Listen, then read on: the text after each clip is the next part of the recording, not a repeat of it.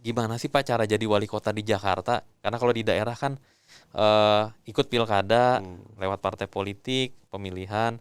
Nah kalau Bapak gimana? Modalnya berapa Pak mau jadi wali kota di Jakarta Pak? Oh gitu. Jadi gini,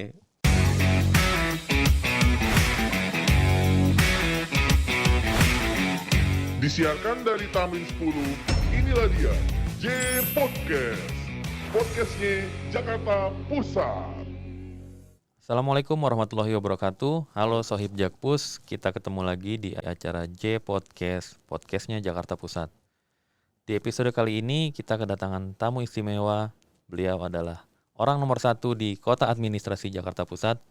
Siapa lagi kalau bukan Bapak Wali Kota, Bapak Dhani Sukma. Assalamualaikum Pak Wali. Waalaikumsalam warahmatullahi wabarakatuh. Selamat datang Pak di studio J Podcast di Tamrin 10. Udah pernah ke Tamrin 10 sebelumnya Pak? Alhamdulillah sering. Oh sering. Makan apa Pak kalau di sini biasanya Pak? Ya, di sini kulinerannya juga cukup variasi dan juga dekat dengan pusat kotanya gitu ya. Jadi Mudah enak, diakses ya Pak ya? mudah diakses sehingga enak dijadikan tempat untuk ya kongko-kongko sejenak gitu. Siap. Oke Pak, makasih Pak udah datang di tengah kesibukan Bapak. Kita mungkin bakal ngobrol-ngobrol santai aja nih Pak ya, Boleh. seputar Jakarta Pusat. Boleh nggak Pak diceritain gimana sih Pak rasanya jadi wali kota di kota Jakarta Pusat yang sangat strategis ini Pak? Jadi memang menjadi wali kota di Jakarta Pusat sangat seru Mas. Serunya bagaimana? Karena Jakarta Pusat ini, kalau Jakarta itu merupakan ibu kota negara Republik Indonesia, maka Jakarta Pusat merupakan pusatnya ibu kota gitu. Artinya di kota Jakarta Pusat ini lembaga-lembaga pemerintahan itu ada. Seperti contoh ada lembaga kepresidenan, kemudian sekretariat DPR MPR, termasuk lembaga yudikatif itu ada di Jakarta Pusat. Di samping itu ada 3 gubernur Mas. Oh, satu provinsi ada 3 gubernur Pak? 3 gubernur. Oh, Gubernur DKI Jakarta, Gubernur Lemhanas, dan juga Gubernur Bank Indonesia. Oh iya. 3 gubernur semuanya di Jakarta Pusat Pak Di ya? Jakarta Pusat. Oh, luar biasa. Jadi terlebih lagi Jakarta Pusat juga merupakan tempat perwakilan negara-negara sahabat yang ada di Indonesia. Kemudian pusat pemerintahan, pusat kebudayaan gitu ya. Kemudian juga pusat ekonomi dan bisnis. Nah, melihat perannya yang begitu strategis, tentunya tugas kita semua adalah menciptakan supaya Jakarta Pusat itu memiliki iklim yang kondusif bagi terselenggaranya penyelenggaraan aktivitas-aktivitas yang ada di ibu kota. Gimana tuh Pak caranya untuk menjaga iklim yang kondusif di tengah situasi yang seperti itu Pak? Jadi menjaga iklim kondusif tentunya kita harus memiliki koordinasi yang intensif gitu ya, baik dengan pemerintah pusatnya, kemudian dengan Forkopimdanya, Forkopimko, dan yang terpenting lagi adalah bersama jajaran masyarakat Jakarta Pusat melalui lembaga kemasyarakatannya kita harus menciptakan sinergi positif dalam mewujudkan iklim yang kondusif di Jakarta Pusat. Minimal kita akan buat situasi itu terbebas dari konflik-konflik ya, baik itu konflik kepentingan maupun konflik sosial. Ini yang harus sama-sama kita bangun komitmennya gitu. Semua unsur memiliki komitmen yang sama untuk sama-sama menciptakan Jakarta Pusat yang kondusif. Oh gitu. Oke Pak, Bapak kan sebagai wali kota administrasi Jakarta Pusat. Nah mungkin banyak orang yang awam Pak, apa sih kota administrasi itu? Bedanya apa Pak dengan kota otonom misalnya kota Tangerang, kota Bogor dan kota lainnya bedanya apa Pak? Jadi gini Mas Adam, yang namanya kota administrasi hanya ada di DKI Jakarta sebagai konsekuensi dari kekhususan DKI Jakarta. Maka kotanya itu bersifat administratif. Karena apa? Karena meletakkan otonomi daerahnya itu tunggal di tingkat provinsi. Sehingga ketika otonomi tunggal di tingkat provinsi, kewenangan mengatur dan mengurus hanya ada di level provinsi. Yang kedua, DPRD-nya pun hanya ada di provinsi. Sedangkan di kota administrasi merupakan perangkat daerah Provinsi DKI Jakarta. Jadi tidak ada DPRD di tingkat kota. Namun ketiadaan DPRD di tingkat kota, dibentuklah Dewan Kota. Yang kalau kita lihat dari tujuan desentralisasi kan ada dua ya. Ada tujuan politik, ada tujuan administrasi. Tujuan politik bagaimana mengembangkan nilai-nilai demokrasi, peningkatan partisipasi masyarakat, dan juga penguatan peran serta masyarakat dalam penyelenggaraan pemerintahan. Nah, sedangkan tujuan administratifnya itu kan menciptakan pemerintahan yang efektif, efisien, ekonomis, dan responsif. Nah, makanya untuk memperkuat tatanan kehidupan berdemokrasi sebagai pengganti lembaga politik di tingkat kota, dibentuklah Dewan Kota.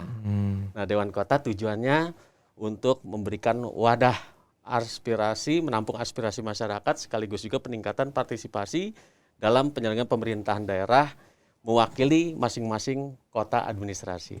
Tapi berbeda dengan DPRD ya Pak? Beda dengan DPRD, meskipun mekanisme pemilihannya itu juga dilakukan berdasarkan pemilihan di tingkat komunitas gitu ya. Mulai dari tingkat RW, kelurahan, sampai dengan tingkat kecamatan dan dipilih atas rekomendasi dari DPRD. Oke Pak, ini ada satu pertanyaan titipan netizen nih Pak. Mungkin banyak yang bertanya-tanya dan belum paham ya karena kan beda. Gimana sih Pak cara jadi wali kota di Jakarta? Karena kalau di daerah kan ikut pilkada lewat partai politik, pemilihan. Nah kalau Bapak gimana? Modalnya berapa Pak mau jadi wali kota di Jakarta Pak? Oh gitu. Jadi gini, wali kota otonom memang berbeda dengan wali kota administrasi. Kalau wali kota otonom itu memang dipilih oleh rakyat melalui mekanisme pemilu kada. Tapi untuk wali kota administrasi ini hanya ada di DKI Jakarta yang menempatkan otonominya yang bersifat tunggal di tingkat provinsi. Ketika otonomi tunggal tingkat provinsi, maka DPRD itu dan kepala daerah hanya ada di level provinsi, sedangkan wali kotanya sifatnya administratif. Terus mekanismenya bagaimana? Modalnya berapa gitu? Nah, kalau ditanya modal, tentu kita ini kan mengisi jabatan publik. Ketika mengisi jabatan publik, tidak ada tawar-menawar atau standar harganya. Artinya modal yang dimilikinya yaitu modal kompetensi, modal integritas, kemudian modal untuk semangat menyelesaikan permasalahan, modal semangat untuk memberikan layanan terbaik kepada warga Jakarta. Sehingga ketika kita ingin menjadi wali kota, sesuai dengan Undang-Undang 29 2007 bahwa wali kota itu diangkat oleh gubernur setelah mendapat pertimbangan dari DPRD. Makanya ketika awal saya mau diangkat jadi wali kota, ada permohonan pertimbangan dari gubernur kepada DPRD terkait dengan pengangkatan saya sebagai wali kota. Ketika DPRD memberikan pertimbangan, kemudian baru dilakukan pelantikan sebagai wali kota. Jadi kalau dibilang wali kota itu perlu modal berapa, itu tidak ada sama sekali. Kita mengeluarkan modal untuk jabatan tertentu, apalagi dalam sistem merit yang sedang dibangun di Pemprov DKI Jakarta. Jadi semua berdasarkan kompetensi yang terukur gitu. Oke. Masih balik lagi soal kota administrasi Pak. Kalau di provinsi atau mungkin di kota lain kan itu ada dinas-dinas gitu ya Pak. Kalau di kota tuh bagaimana Pak? Seperti apa secara teknis operasional di lapangan ya Pak? Jadi dinas-dinas maupun kota administrasi, badan-badan atau perangkat Provinsi DKI Jakarta terdiri dari dinas-dinas. Dulu ada istilahnya lembaga teknis daerah, tapi dengan adanya Undang-Undang 23 2014 maka berganti menjadi badan-badan. Kemudian ada kota administrasi, kecamatan dan kelurahan yang merupakan perangkat Provinsi DKI Jakarta. Kalau kota administrasi, pendekatannya adalah territorial base. Sedangkan dinas fungsional base. Artinya fungsional base itu dia lebih spesifik pada satu urusan tertentu. Misalkan urusan PU, urusan pendidikan, urusan kesehatan. Tapi untuk kota administrasi, sifatnya itu seluruh urusan ada di kota administrasi. Tapi kedudukannya sudin-sudin itu sebagai perangkat dinas yang berada di bawah atau di wilayah kerjanya wali kota. Makanya di kota administrasi Jakarta Pusat itu ada sudin pendidikan, sudin kesehatan, yang secara teknis bertanggung jawab kepada dinasnya. Tapi secara operasional mereka bertanggung jawab kepada wali kota gitu ya. Artinya tugas wali kota ini lebih banyak menjalankan fungsi kolaborasi, fungsi koordinasi. Jadi kalau boleh saya ibaratkan jari itu berada di sela-sela jari. Wali kota, camat lurah itu ada di sela-sela jari. Jarinya adalah dinas-dinas atau sudin-sudin atau seksi-seksi yang ada di kecamatan atau pelaksana yang ada di kelurahan.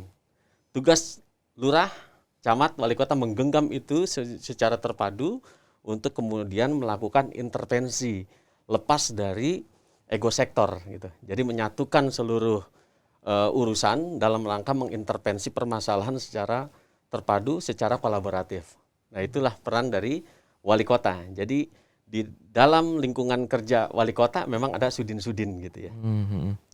Gitu. Kalau untuk di Jakarta Pusat gimana Pak? Koordinasi sudin-sudin itu semua bisa dikoordinasikan dengan baik atau ada tantangan tersendiri Pak?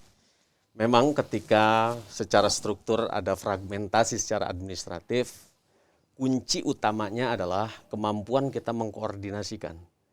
Kemampuan kita mengkoordinasikan tergantung dari kejelasan arah tujuan yang mau kita capai. Ketika kita memahami apa yang menjadi tujuan kita dalam penyelenggaraan urusan pemerintahan, maka orang yang kita ajak koordinasi pun akan menjadi lebih memahami, tujuan kita adalah menuju satu sasaran yang karena memang permasalahan kita itu kompleks, tidak bisa diselesaikan secara sektoral, maka pendekatannya adalah lintas sektor, pendekatannya kolaborasi. Nah, ketika kita bisa memberikan pemahaman yang kuat bahwa kita bergerak dalam kerangka kesisteman, artinya sudin-sudin, camat, lurah, kemudian suku badan misalnya, itu merupakan sub-sub sistem dalam rangka memperkuat sistem dalam penyelenggaraan pemerintahan. Nah, ketika kita bisa memberikan pemahaman itu dan semua bisa memahami, saya yakin mereka akan lebih terbuka, terlebih dengan jargon di DKI Jakarta sebagai kota kolaboratif gitu ya. Dan ini sangat dipahami benar oleh para perangkat daerah dan jajarannya. Jadi dalam kita bertindak harus mengedepankan semangat kolaborasi. Semua bisa diselesaikan dengan kita sama-sama memahami inti permasalahan. Dan itu menjadi kunci utama dalam rangka kita mengkoordinasikan. Jadi secara umum pelaksanaan koordinasi di wilayah itu tidak ada kendala yang serius. Oke, pantesan terlihat sih Pak, Jakarta Pusat makin keren aja nih Pak belakangan ini. Kalau saya perhatikan juga pembangunan infrastruktur juga semakin masif gitu Pak di Jakarta Pusat. Mungkin bisa diceritakan Pak. Jadi memang pembangunan Jakarta Pusat itu sangat masif. Dan ini tidak terlepas dari kebijakan dari pemerintah Provinsi DKI Jakarta yang memiliki gagasan yang kuat dengan semangat kolaborasi, melibatkan seluruh stakeholders sehingga pembangunan itu bisa dirasakan. Sesuai dengan tagline dari Jakarta Pusat, masif Mas. Apa tuh Pak? Masif artinya maju dan inklusif. Oh, masif, maju dan inklusif. Maju dan inklusif. Gimana penjabarannya Pak? Jadi gini, maju kita bisa melihat ya, kebijakan-kebijakan di Provinsi DKI Jakarta sangat terasa gitu. Masyarakat menjadi lebih ada gairah, ada kebahagiaan, ada interaksi. Bahkan Pak Gubernur kan sering menjelaskan tentang ruang ketiga misalnya gitu kan. Ruang ketiga itu bagaimana menciptakan ruang interaksi yang setara. Dan kita bisa melihat di Jakarta Pusat. Di Bundaran HI, kemudian ada juga kita melihat di Stasiun Dukuh Atas, Stasiun Sudirman, kemudian Terowongan Kendal, kemudian ada di Senen gitu ya, Simpang 5 Senen. Itu masyarakat banyak melakukan interaksi untuk pengambilan gambar, sekaligus juga menjadi ruang untuk saling mengenal satu sama lain gitu. Jadi kota ini terlihat hidup dengan pendekatan yang berbasis kawasan. Kawasan-kawasan stasiun yang merupakan TOD itu untuk merubah perilaku warga Jakarta atau sekitarnya supaya beralih dari kendaraan pribadi ke transportasi umum. Harapannya dalam transportasi umum itu ada interaksi, baik ketika memanfaatkan transportasi yang ada maupun ketika keluar dari alat transportasi tersebut gitu. Jadi ada interaksi dan itu sangat terlihat maju sekali. Jadi ciri-ciri kota maju itu juga ditandai dengan inklusif. Artinya kemajuan kota itu benar-benar bisa dimanfaatkan bisa dirasakan oleh seluruh warga masyarakat tanpa ada diskriminasi. Ada kesetaraan gitu ya, bahasa Pak Gubernur, ada kesetaraan di situ. Jadi maju inklusif. Maju bisa dinikmati oleh seluruh lapisan masyarakat yang datang ke Jakarta tanpa melihat lagi latar belakang siapa dia gitu. Tapi semua yang ada di Jakarta merasakan nilai manfaat dari kemajuan kotanya. Oh gitu. Itu yang dimaksud dengan maju dan inklusif gitu ya Pak. Inklusif, terutama Jakarta Pusat ya. Jakarta Karena memang Pusat. kebijakan pembangunannya itu sangat dirasakan sekali lah. Kita bisa menyaksikan sendiri bagaimana Jalan Sudirman Tamrin begitu indahnya, masyarakat juga lebih dinamis dalam menikmati kotanya gitu ya. Sehingga tercipta iklim, lagi-lagi iklimnya itu menjadi kondusif. Ada pancaran kebahagiaan dari warga kotanya gitu ya. Iya. Termasuk sekarang juga jalur sepeda dibuat lebih teratur gitu ya Pak ya. Ya. Suka sepedaan juga Pak Wali? Ya, alhamdulillah saya suka sepedahan, apalagi menikmati jalan-jalan di Jakarta Pusat gitu ya. Di samping saya juga sering masuk ke daerah-daerah yang memang padat pemukiman gitu ya, di sela-sela gedung-gedung yang tinggi. Jadi di samping kita menikmati jalan yang lebar, trotoarnya juga lebar-lebar yang merupakan cerminan dari keadilan sosial. Jadi kalau Pak Gubernur mengatakan keadilan sosial itu bukan hanya ucapan tetapi benar-benar diimplementasikan. Sebagai contoh kita lihat pedestriannya lebar-lebar, trotoar juga dibuat lebar. Kalau dulu mungkin kita sering menjawab kalau ada pertanyaan, apa sih yang membuat Jakarta itu sering macet? Gitu. Oh, karena tidak seimbang antara jalan dengan kendaraan. Iya. Padahal masalahnya bukan soal itunya gitu. Selama ini mungkin kita terbiasa jalan itu hanya untuk kendaraan roda 4. Padahal tidak semua warga Jakarta dan sekitarnya itu memiliki kendaraan roda 4. Tapi justru yang sering Pak Gubernur sampaikan, semua warga masyarakat, baik di Jakarta maupun di sekitarnya, pasti memiliki alat transportasi yang sehari-hari digunakan oleh semua, yaitu apa? Kaki. Gitu. Oh iya. Berjalan kaki. Iya. Nah, justru yang dimiliki oleh semua harusnya ini kan diwadahi. Karena yang terbatas harus disesuaikan. Makanya TOD tadi lahir tuh. Trotoarnya dilebarin, transportasi massalnya juga dibenahi dengan baik gitu ya. Bahkan kalau kita naik kereta dari Bogor, turunnya pun sudah terintegrasi dengan moda transportasi roda 4-nya misalnya, dengan Transjakartanya, Jaklingko-nya. Jadi sampai tujuan itu kita tidak terlalu jauh untuk melangkah gitu, tapi semua sudah terintegrasi satu sama lain. Nah, ditambah lagi kenyamanan dalam menikmati perjalanan gitu. Ya, ketika kita menikmati perjalanan nyaman, tentu orang akan, kalau memang enak naik transportasi umum, kenapa saya harus menggunakan kendaraan pribadi gitu. Nah, ini kan pada akhirnya akan mengubah perilaku dari menggunakan kendaraan pribadi ke kendaraan umum. Kenapa? Karena memang ada kenyamanan di situ.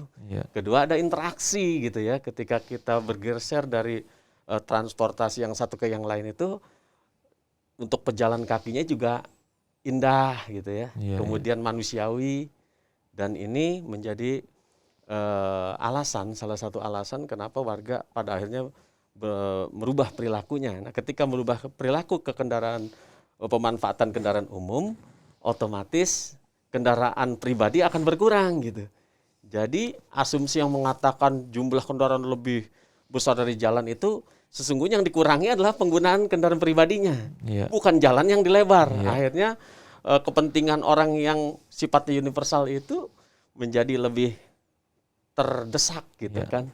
Nah ini makna keadilan sosial itu bisa diwujudkan dengan adanya ide gagasan yang brilian, kemudian dinarasikan dengan baik, dan hasilnya bisa dirasakan gitu Mas. Ini saya merasakan sekali gitu ya. Ya berarti memang arah kebijakannya adalah untuk justru membuat lebih nyaman para pejalan kaki dan pengguna kendaraan umum supaya memang orang mau beralih gitu ya Pak. Ya mau beralih. Jadi kan semakin beralih itu jalannya juga ada proporsional, nggak perlu kita tambah-tambah jalan, tapi tetap kita melihat prioritas. Oke Pak Wali, tadi kita udah ngobrol-ngobrol soal kota Jakarta Pusat dengan segala kemajuannya. Nah sekarang saya mau tanya-tanya yang sifatnya lebih pribadi nih Pak. Mungkin ya Bapak sekarang sebagai wali kota bisa ceritakan gimana sih Pak perjalanan karir Bapak di Pemprov DKI gitu Pak?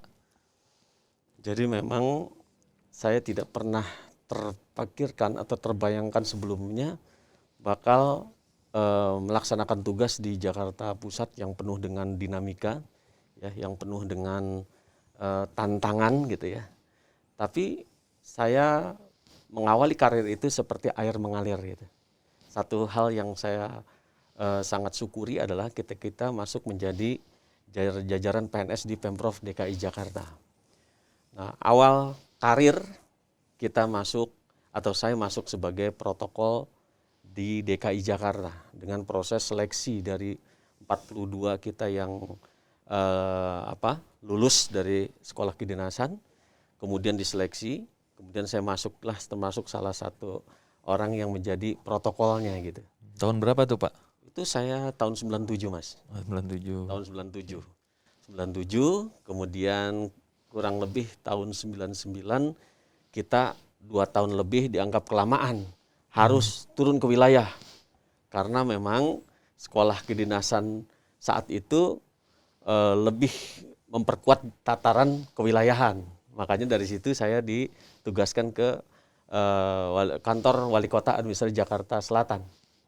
Nggak lama dari sana, kemudian saya didorong lagi ke Kecamatan Pancoran, staf Kecamatan Pancoran. Dari staf Kecamatan Pancoran baru kita mulai memasuki jenjang struktural tuh. Hampir setahun di kecamatan saya dipercaya menjabat kepala urusan pemerintahan di Kelurahan Kebagusan. Kemudian setahun di Kelurahan Kebagusan bergeserlah menjadi sekretaris kelurahan di Pondok Pinang, Kebayoran Lama. Jakarta Selatan juga ya Pak? Jakarta Selatan juga. Iya. Saat itu ada struktur baru Mas, dari tidak ada wakil lurah, kemudian dibentuklah tahun 2002 itu ada wakil lurah. Nah, karena ada struktur baru, Sekel otomatis naik menjadi wakil lurah saat itu. Sampai tahun 2006. 2006 ada permintaan, mau nggak mengabdi di Kepulauan Seribu.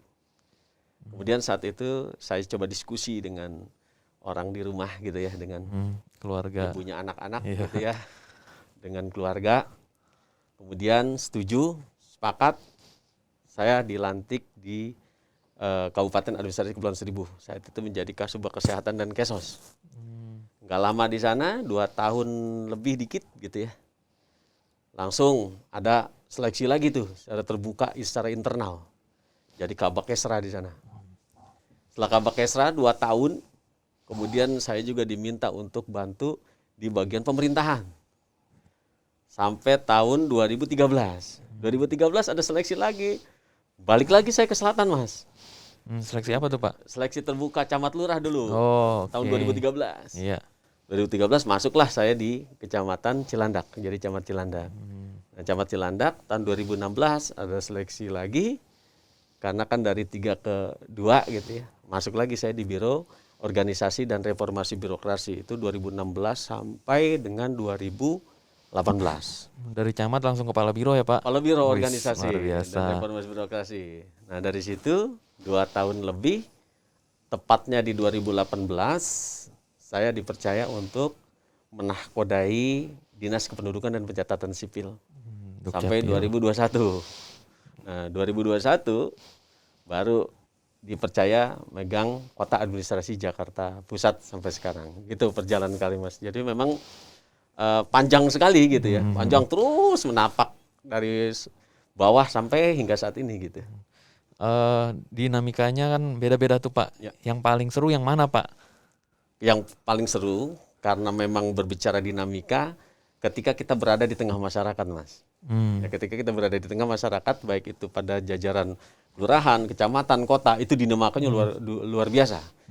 Beda dengan ketika saya menangani misalkan di penataan struktur organisasi, di biro organisasi. Itu memang dinamika luar biasa, tapi lebih banyak ke urusan regulasi dan juga teori-teori tentang organisasi gitu. Kelihatan dinamika di sana. Kita benar-benar menggunakan kemampuan berpikir kita untuk melakukan penataan. Iya. Tapi kalau sudah di wilayah, itu seni memang. Lebih banyak pada seni, mengolah nilai rasa. Di dinas, itu lebih spesifik tuh. Urusannya lebih spesifik, misalkan satu urusan Dukcapil misalnya. Jadi tentang administrasi kependudukan, ya udah kita fokus bagaimana caranya layanan administrasi kependudukan itu bisa dirasakan manfaatnya gitu ya, bisa dirasakan cepatnya, dirasakan murahnya, dirasakan baiknya, kualitasnya oleh warga masyarakat. Artinya lebih fokus dia. Dia lebih cenderung pada bentuk akuntabilitas, jelas tuh terukur. Tapi kalau di wali kota, akuntabilitas itu memang sangat kompleks gitu. Sangat kompleks dibandingkan dengan di dinas yang cuma menjalankan satu urusan. Nah, jadi kalau lihat dari dinamikanya, ya kita lebih banyak dirasakan itu ketika bersentuhan langsung dengan masyarakat secara umum dengan karakter yang berbeda. Tapi kalau untuk akuntabilitas terukur ya di dinas gitu ya, karena dia lebih spesifik lagi gitu. Oke. Itu situasinya. Iya. Mungkin Bapak bisa berbagi tips atau inspirasi buat khususnya teman-teman ASN Pak dengan perjalanan karir Bapak, apalagi tadi Bapak cerita seleksi camat, Bapak tembus, seleksi kepala biro Bapak tembus. Mungkin ada tips-tips yang bisa dibagikan Pak. Jadi saya awalnya memang seperti air mengalir saja gitu ya. Tidak ada target-target khusus. Karena saya melihat jabatan itu bukan menjadi suatu tujuan, tapi itu merupakan suatu alat gitu ya. Karena kalau jabatan dijadikan sebuah tujuan, kekhawatiran kita ketika kita bisa mencapai itu dianggap sudah selesai. Karena dianggap itu tujuan. Padahal sesungguhnya jabatan itu adalah alat. Alat bagaimana kita bisa memberikan layanan terbaik kepada masyarakat gitu ya. Bisa memberikan rasa keadilan sosial. Makanya karena saya juga mengalir gitu ya dan tidak pernah terprediksi sebelumnya bakal seperti saat ini, saya juga memberikan tips kepada teman-teman semua. Kalau memang kita bekerja itu lillahi ta'ala gitu ya, kemudian tanpa ada benturan-benturan kepentingan, insya Allah itu akan bisa dirasakan keberadaan kita dibandingkan kalau kita ada kepentingan-kepentingan tertentu yang dibawa untuk mencapai suatu jabatan tertentu misalnya. Jadi saya hanya memberikan tips, ya apa yang ada di hadapan kita yang menjadi tugas dan tanggung jawab, ya kita tunaikan saja secara fokus gitu. Kemudian setelah kita fokus, jangan pernah kita ingin dinilai bagus, ingin dinilai baik. Biarkan masyarakat yang menilai, biar orang lain yang menilai baik dan buruknya. Jadi kalaupun penilaian itu kurang baik, itu sebagai bahan masukan untuk kebaikan kita. Tapi kalau itu bisa dinilai baik, ya silakan itu dirasakan manfaatnya oleh orang di luar kita gitu. Jadi jangan kita memaksakan, oh saya bagus, nggak bisa. Nanti juga malah kita nggak enak gitu ya dalam bekerja dengan situasi yang seperti itu. Itu hanya sebuah tips saya gitu ya, tips saja yang saya rasakan hingga saat ini. Yang berikutnya, jangan terlalu mengedepankan ketika ada penyelesaian masalah, ini bukan kewenangan saya, ini bukan kewenangan si A gitu. Tapi kita lihat itu bagaimana masalah ini bisa diselesaikan gitu dengan kewenangan yang kita miliki, dengan orang-orang yang memiliki kewenangan, ya kita harus berbuat proaktif untuk menyelesaikan masalah, bukan hanya persoalan ini kewenangan saya, ini kewenangan kamu, yang pada akhirnya masalah nggak bisa diselesaikan gitu, karena kita terlalu mengedepankan kewenangan tanpa ada semangat untuk menyelesaikan gitu. Jadi yang terpenting adalah bagaimana kita orientasikan untuk membantu penyelesaian masalah daripada hanya melempar masalah gitu, dan itu tidak bisa menyelesaikan masalah. Fokus pada solusi gitu ya Pak. Fokus pada solusi, betul Mas. Oke, siap. Kemudian ini Pak, sebagai wali kota atau sebelumnya pernah camat, pernah lurah juga kan, tadi Bapak bilang ya dinamikanya paling menantang, tapi juga mungkin sekaligus menyita waktu gitu ya Pak. Nah, mungkin Bapak punya cerita bagaimana dengan keluarga, ngatur waktunya gimana tuh Pak? Jadi memang kalau saya mau bercerita gitu, boleh bercerita. Awal sekali tugas di kelurahan, itu yang namanya di kelurahan kan kita kadang asik gitu dengan ritme yang ada di warga masyarakat. Ketika Karang Taruna aktif, PKK juga aktif gitu. Dan kita kan nggak bisa, mereka bekerja kita diam saja misalnya.